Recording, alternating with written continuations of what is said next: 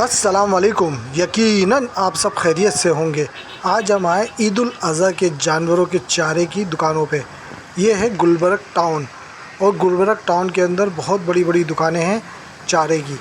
यहाँ पर जानवरों के लिए चारा मिलता है। गाय हो, बकरी हो, ऊँट हो, उनके चारे होते हैं। मुख्तलिफ़ किस्म जानवरों के चारे मिलते हैं, जैसे होता है भूसा, खल, जौ, गंदुम और मुख्तलिफ़ चारे यहाँ पर मिलते हैं। ये देखें, आपको जानवर को सजाने के लिए मुख्तलिफ़ किस्म की सजावट भी मिलेंगी यहाँ पर आपको।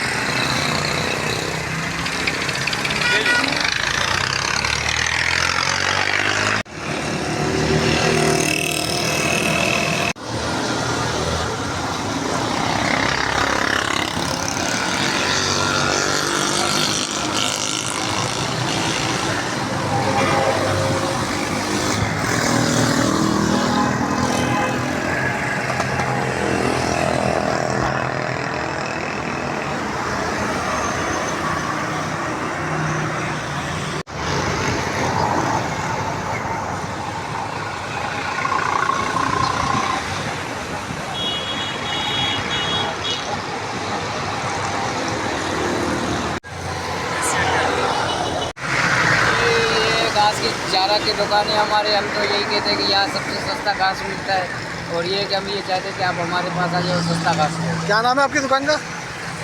गुलाम हुसैन चारा वाला। गुलाम हुसैन चारा वाला। यही है। ये हमारा शेफ है।